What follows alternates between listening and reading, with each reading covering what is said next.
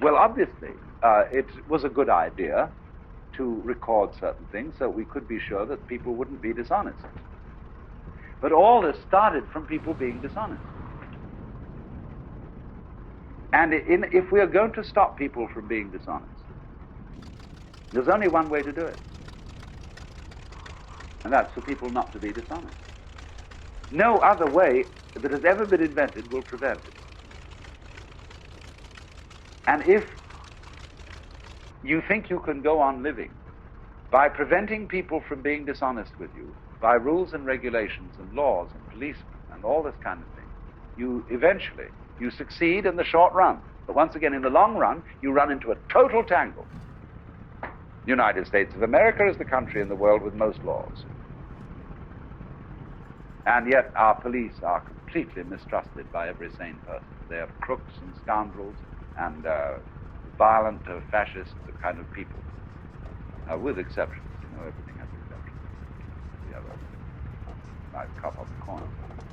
And but by and large, through a state in which, people say, oh, well, the law will take care of it. The law won't take care of it. You have to take care of it. And you can only be a law-abiding citizen by trusting your fellow man. And if you don't do that, no one will trust you. Therefore, a system of mutual mistrust will exist, which of its very nature must fall apart. It cannot operate. So once again, you see, this is a problem of the confusion between physical reality and symbolic reality.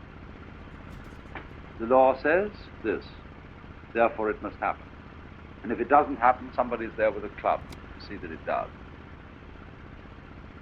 Maybe, unless you wangle out of it, conceal it, find a loophole in the literature. Get a good lawyer. That means a man who can say that the law didn't say what it was intended to say. So that then, of course, everybody is accountable, and that means keeps accounts. And I increasingly find that it's difficult to operate because of all the records that have to be kept. One spends more time recording than one does doing. So, this is to say then that the symbolic method, prediction, recording, all prediction is based on recording, and on, it's like you take a graph of the movement of a stock or of anything you want to graph, and then you establish a trend to see where it's going. So recording is the basis of prediction. But if you go into this beyond a certain point, the process cancels itself out because it's no longer worth doing. So the wonderful Jewish idea of the year of Jubilee, you know, when all debts are cancelled and let's begin again. That's what we need now. We need a new chemical, or like people talk about putting nerve gases in the air, which will immediately paralyze the enemy. What we need is a gas that will destroy all paper whatsoever. I wonder what would happen. I've often thought about it. Even though I depend for my living to some extent on paper, writing books, I think on the whole, the benefit to humanity from the complete disappearance of paper at this point wouldn't have been true perhaps at some other time, but now I think that much would be said for it, and it would have to include plastic, celluloid film, and all that sort of thing as well. Yes, all recording to disappear. In other words, the book of the recording angel is to be eaten up by God. Yeah, this is the thing. Now, that's of course I'm being, please understand, I'm being somewhat facetious, and that this mustn't be taken quite literally. But it is saying that at this point, look at a group of tourists I take people to Japan every so often. And the Japanese are absolutely weird about this. Wherever you go, the tourists, the Japanese, everybody, they carry cameras. And it's very nice to have a camera, and photography is a fine art, yes. But there's a certain kind of people who never look at anything except with a camera. They go around capturing reality in this box. And there was one man who was a magnificent photographer who came along with me, who never did anything but photograph. And he was always late and dawdling behind the other people, even though we moved at a very leisurely pace, because he was interminably photographing, capturing the world, stopping, making a still, see, with this box. A movie is simply another kind of still. It's a more complicated kind. So the clutch box, you go around it, as a result, I find that people do not relate to the environment. The only thing that you should ever carry when you're strolling is a staff or a cane to help you climb. Your hands should otherwise be completely free of encumbrance. So should your eyes and your ears and everything. Then it will really happen. But otherwise, if you go around with a recording instrument all the time, it won't happen. The only good recording instrument would be one that you were completely unconscious of, that you didn't have to focus and flip and study, instead of looking directly at things that are going on, participating directly with people in social relationships. So, in the same way, when you have not being just a tour where you're seeing wonderful landscapes and works of art and antiquity, also when people have very good times, they have a picnic at the beach, and it's a delight. Somebody says, oh, someone should have brought a camera to prove that this really did happen. But what happens instead nowadays, when somebody gives a great party, and all sorts of people are invited, they are sure that the society reporter comes from the press. Then they can read about it in the paper the next day and look back and say, now that really did happen, it's in the papers. Well, the same way, a young adolescent who feels that he doesn't really exist commits a crime in order to get his name in the papers. There he'll be headlined as a great hero and villain, and he'll know he's there. He'll be recognized.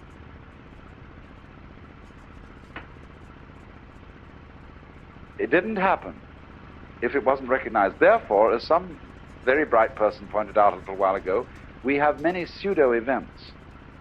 Events that are created for the sole purpose of their being reported in the press. Like Life Goes to a Party. You remember those things?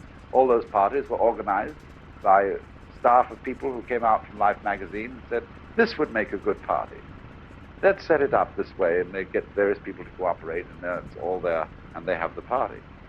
In the same way, publishers, instead of looking around for creative authors, think up books. Then they find a hack to write them. They say, this would make a good book. And it's a pseudo-book, a non-book.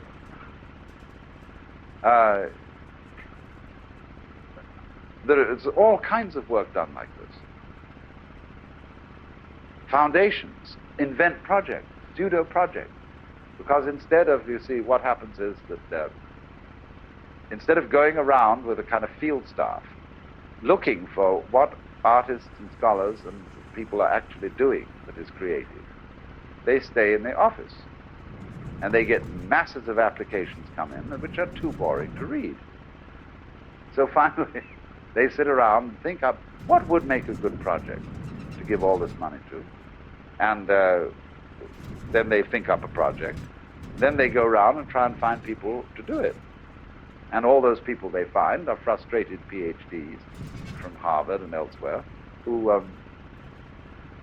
are sort of academically competent but don't have very much on the ball. They have to be told something to do, investigate it, research. So it's the same principle all along of allowing the recorder, which translates life into a system of symbols to predict the future for us. Then it makes us anxious. You see how the vicious circle operates? And having made us anxious, we turn back to it and say, you solve this problem. We don't want to be anxious. We want a foolproof system. All right, back to the recorder. Back to a closer study of the symbols. How can we outwit the future? But do you see? It's a complete vicious circle. The more it succeeds, the more it fails. The more you are quite sure where you're going, and that the plane won't crash under any circumstances. Well, by the time you can travel from here to anywhere in the world in an absolutely assured won't crash plane, I'll tell you, there will be no point in taking the journey. Because the place you will go to will be the same place you started from. At least it will look exactly like it. And furthermore,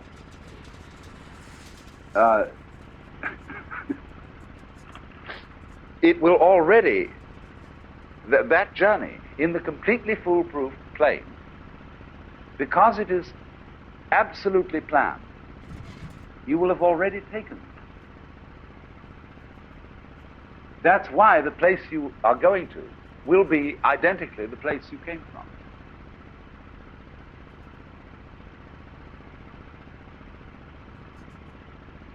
And so, who will then pay for the airlines by traveling? Nobody will. There has to be the risk in it for there to be any point in taking it. So this is the most important thing for all technologists to understand. That technology is a process like cooking, like polishing, which you must do for a certain time and then stop. Then it's done, it's ready. It's created. But if you keep on, you know, supposing I have somebody I love very much and I like to stroke her. Very nice to stroke her, but if I keep on stroking her, I'll rub her skin off.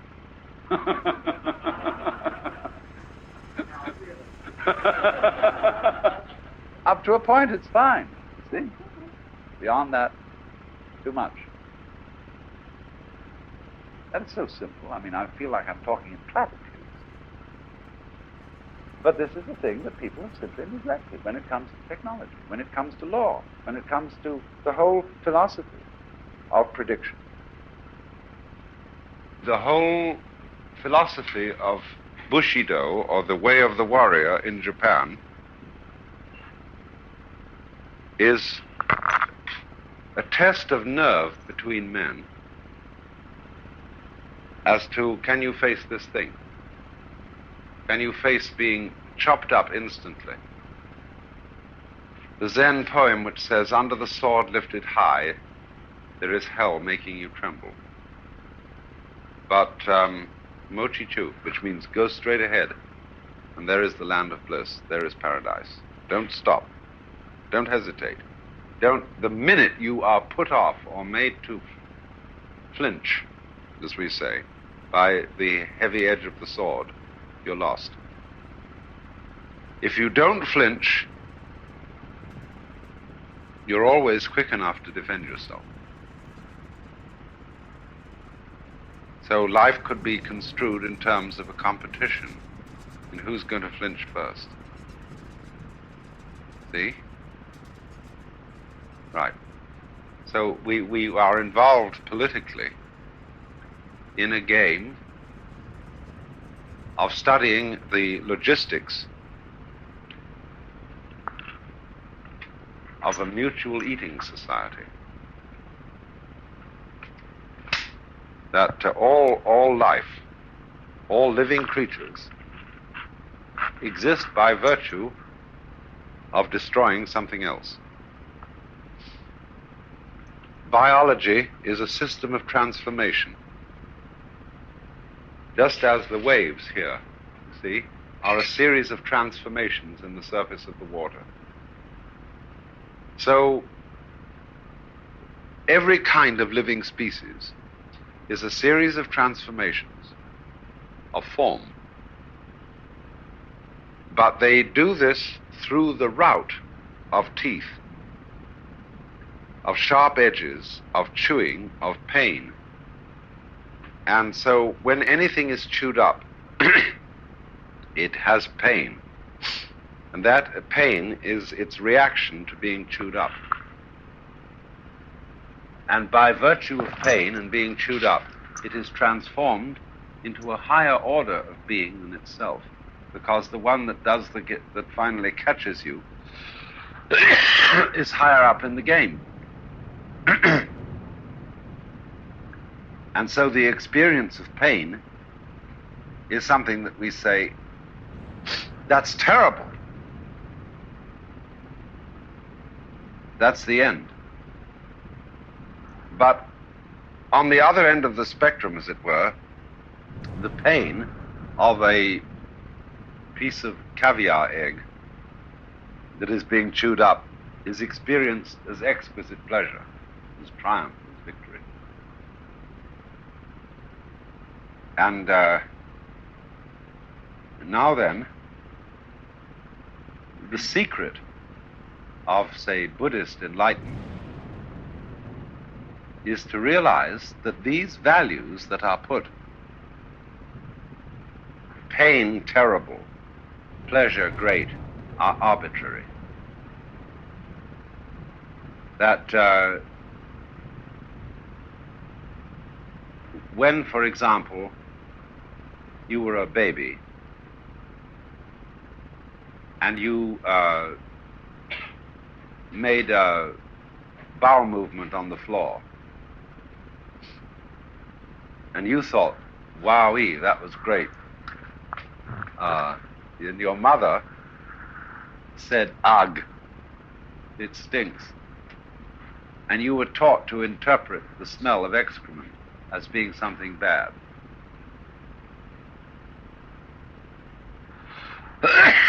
In the same way, exactly, we are taught to experience the sensations of being sick, of being in pain, and of dying. In other words, of not continuing in the survival process. We are taught to give them an emotional equivalent of bad, bad, bad, bad, bad. Don't do this way. Don't go that way. See, stop. Overcome it. And therefore we have a hang-up about it. But the paradox of the matter is this, that if you have a serious hang-up against dying, you can't be a good soldier. Think of that for a moment. What a funny situation that is.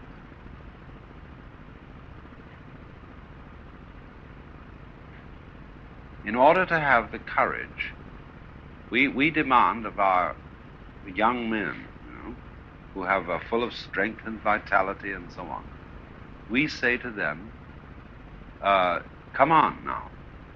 It's your duty to defend our society against its enemies. And in order to be able to do this efficiently, you must have a virtue called courage. And to have the virtue called courage, you must be in a very weird, paradoxical situation, which is that in the prime of life, when all the world is open to you, and you want to love the girls and everything else, you must not be afraid of death. You understand very well that when you get to be an old man, you stop being afraid of death. Because you know you're going to die, you're worn out, you'll be very happy to die eventually, because it's carrying on is too much. And so you can say with Robert Louis Stevenson, under the wide and starry sky, dig me a grave and let me lie. Gladly I lived and gladly die, and I laid me down with the will. See, that's fine for an old gent. But for a young man or a young woman who's full of energy, we demand right there, the courage to lay down life.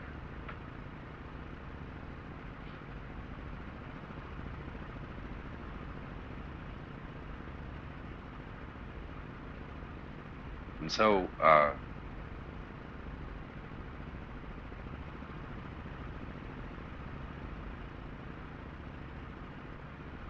in a way, the old are cheating the young. Because from the old people's point of view, it doesn't matter so much. And so they can brag and talk about the virtues of courage without actually having to fight. Because it's no problem.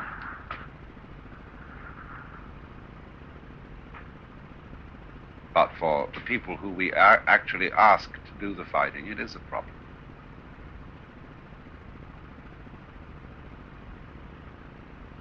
So now, then, we have to consider the whole question of the philosophy and use of violence, because this is the final political question.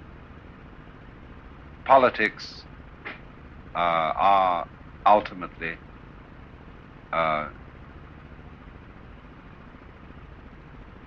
when you get down, shall we say, to the nitty-gritty of politics, it's a question of violence.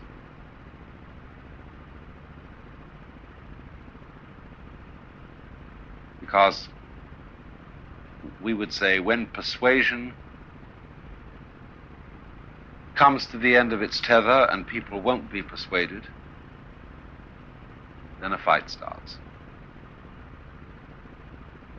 Now, we can explore a whole philosophy of being so skillful in persuasion that you never need to resort to violence. But let's leave that aside for the moment. Let's go through the path of violence and explore that and find out where it ends up. And I would very strongly advise all of you, if you get a chance, to see the Japanese film called Samurai. It comes in 3 installments, 3 shows. And it's the life story of Miyamoto Musashi, this tremendous samurai hero who becomes the unquestioned master of swordsmanship under the tutelage of a Zen master. The Zen master is Takuan. And you should read Takuan's essay on the art of swordsmanship, which is in Suzuki's book, Zen and Japanese Culture, where he describes how you apply Zen state of mind, state of consciousness, the art of fencing in the same way as Herigel describes it in the Zen in the art of archery. The thing is that the whole story reveals is that Musashi comes to the point where he realizes the total vanity of killing. He wants to be a farmer. He wants to have a wife and a child, and he wants to grow things. And he absolutely despises the idea of fighting. But he is challenged to a duel by the most gorgeous young samurai in Japan. A physically beautiful man whose whole ambition in life is to fight with Musashi. And Musashi just doesn't want to do it. But he feels somehow, and what the motivations of this are extremely complex. He must fulfill the pandona, point of honor, of fighting with this young man, because the young man so desperately wants to fight with him. So they arrange a duel. And of course, infinite complications socially are involved with this, because the young samurai is the teacher of one of the great noblemen, the daimyo. He's his personal teacher in swordsmanship, and therefore all the daimyo's retinue, associates, and court are involved in this. So they set the place of duel. on a particular island. And Musashi sends a messenger that he will arrive to meet the appointment for the duel in his own time on a boat. He comes in just before dawn onto a beach where this young man is really waiting to meet him. Everything's set. While he is coming in the boat, he takes a paddle from the boatman and with his sword cuts it into a certain shape. And this is the weapon he's going to use. He keeps his short sword sheathed by his side in emergency. And he approaches his antagonist on the beach with nothing but the wooden paddle. But he has so timed everything that the critical moment of the battle will occur when the sun rises. And because he stands in the water all the time, on the edge of the sand, the opponent has the sun in his eyes. He can't see.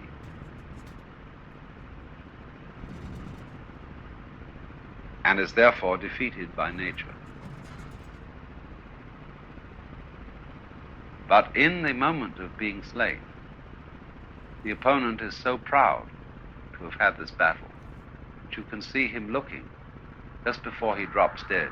He looks into Musashi's eyes with the utmost admiration and love. He falls down dead. Even if he was defeated somehow, you know. He has found his ambition. And then all those daimyos and noblemen gather around and come and say to Musashi, this was the most magnificent fencing we ever saw. And Musashi weeps. He says, I will never again meet so great an opponent. And he goes away immediately. There are no honors, no nothing. He walks back to the boat. And the boatman says, oh, I am so happy you won. And Musashi can only weep. What a futility the whole thing was. So,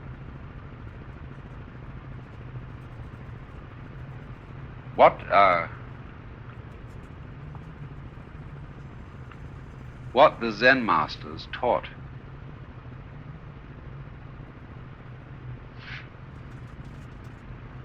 the samurai in the art of swordsmanship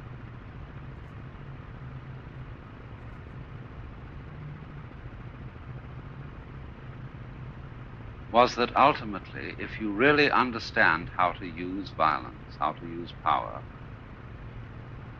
you don't use it. The highest school of kendo fencing is called the no-sword school.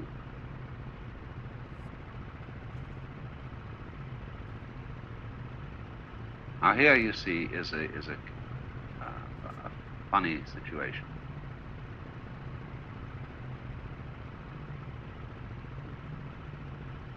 If you're a Buddhist, one of the first principles that you observe, especially if you're a Buddhist of Southern Asia, Ceylon, Burma, Thailand, is you don't kill anything. You're a vegetarian, you abstain from the taking of life. Your first precept, anatipata veramini sikapadam samadhiyami, means I undertake the precept for abstaining from the taking of life. So people say, well, how can these samurai who slaughter everybody in all directions be Buddhists?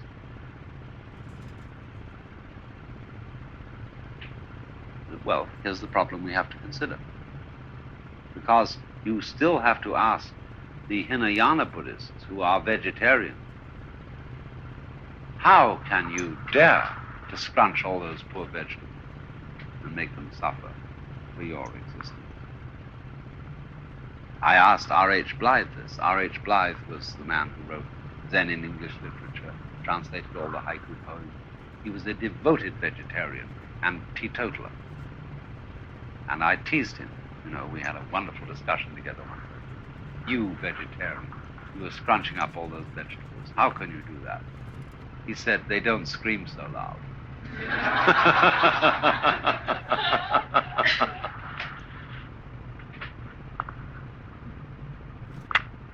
So here you have the paradox of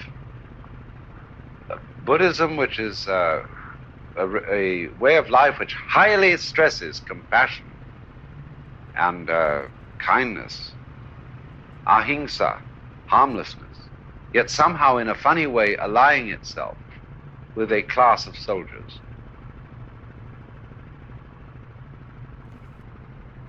Using these frightful weapons. But by the association, eventually, a few of those soldiers learn how to get out of the system. Now, Japan as a whole may have learned at this point how to get out of the system of violence. It's doubtful. They may have learned their lesson in that Second World War. And you could say perhaps the cultured members of the country as a whole have learned that the game of violence doesn't work. But a few individuals learned this as a result of studying Bushido and the art of judo